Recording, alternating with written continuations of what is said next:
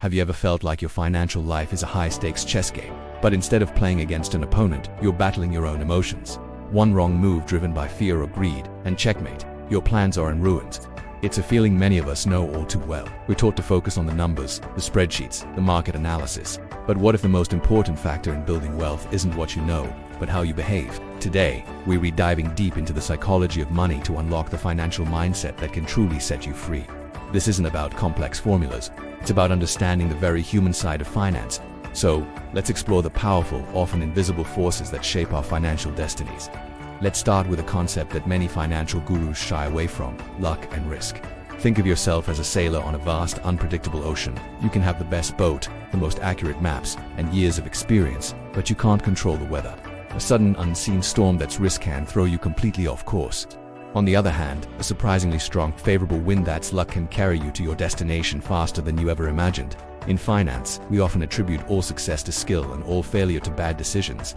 But the reality is, luck and risk are two sides of the same coin. A great investment might succeed partly because of a market trend you couldn't have predicted. A failed business might have been a brilliant idea sunk by an unforeseen economic downturn.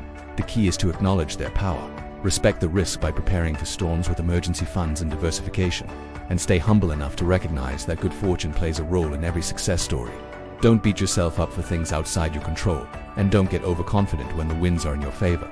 Now, let's talk about the single most powerful force in finance: compounding. Picture a tiny stream of water trickling over a vast stone landscape, day after day, year after year. That gentle flow continues. It seems insignificant, but over centuries, that tiny stream carves out the Grand Canyon. That's compounding. It's not about dramatic overnight gains. It's about consistency in time. Your savings and investments are like that stream of water. The initial returns might seem tiny, almost laughable. But when you reinvest those returns, they start earning their own returns. And then those returns earn returns, and the process snowballs. The real magic happens not in the first year or even the first decade, but over the long haul.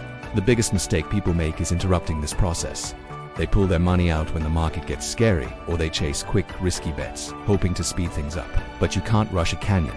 The secret to harnessing compounding is patience. Give your money time to do its work. The most significant returns often come from the period you're least expecting them, driven by the growth you allowed to build up for years. There's a huge difference between getting wealthy and staying wealthy. Getting wealthy often involves taking risks, being optimistic, and putting yourself out there. Think of it like a mountain climber making a bold, energetic ascent to the summit. It requires courage, focus, and a relentless push forward. You might use leverage, concentrate your investments, and go all in on a promising idea. But staying wealthy, that's a completely different skill set. It's the descent from the summit, which any experienced climber will tell you is often more dangerous than the climb up. Staying wealthy requires paranoia and fear. It's about protecting what you've built. It's about survival. You shift from offense to defense. Instead of concentrating your bets, you diversify. Instead of just thinking about returns, you think about what could wipe you out completely. The mindset that helps you earn money is often the opposite of the one that helps you keep it. The world is full of people who got rich once and lost it all because they could unswitch from ascent mode to descent mode. They kept taking the same huge risks that got them to the top, forgetting that a single fall could send them all the way back to the bottom. So, you're building wealth, but what does wealth actually look like? We see flashy cars, huge houses, and luxurious vacations and think that person is wealthy. But that's not wealth, that's spending. True wealth is what you don't see. It's the money that hasn't been spent. It's the financial assets that are quietly compounding, working for you behind the scenes. Think of an iceberg. The part we see above the water, the spending, is just a tiny fraction of the whole. The real mass, the real power, is the enormous block of ice hidden beneath the surface. That hidden part is wealth. It's the stocks, bonds, and real estate that provide security and options. When someone spends $1 million on a car, they have $1 million less in wealth.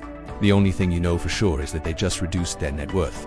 The danger is that we model our financial goals on what we can see. We see the spending and aspire to it, without realizing that true financial strength is invisible.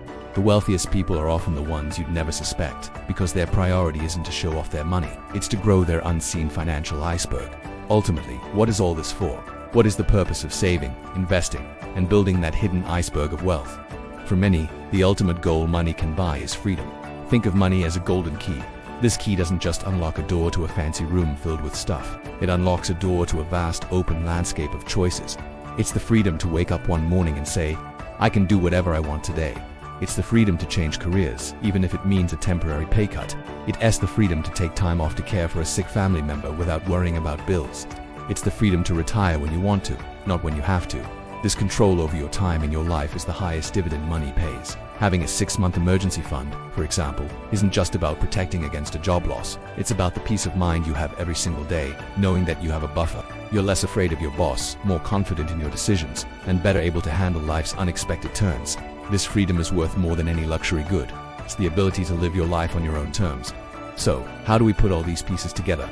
Think of yourself as a gardener, but you're not just planting a few flowers for a season. You're planting a forest that will last for generations. You start by understanding the soil and the climate that's acknowledging luck and risk. You plant a small sapling and water it consistently, knowing it will take a very long time to grow into a mighty tree that's the power of compounding. You build a strong fence to protect your young trees from being trampled that's the survival mindset of staying wealthy. You don't judge your success by the few flowers you pick, but by the strength of the unseen root systems growing underground that's understanding that true wealth is hidden.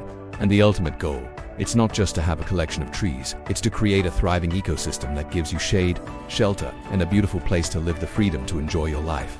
Building wealth is a long-term project in behavioral psychology. It's less about what you do with your money and more about what you do with your mind. By mastering these principles, you can cultivate a financial life that is not only prosperous but also deeply fulfilling. Thank you so much for joining me on this journey through the psychology of money. If these ideas resonated with you, hit that like button and subscribe for more content on building a smarter, happier financial life. I'd love to hear your thoughts in the comments below. Which of these concepts surprised you the most? Thanks for watching, and I'll see you in the next video.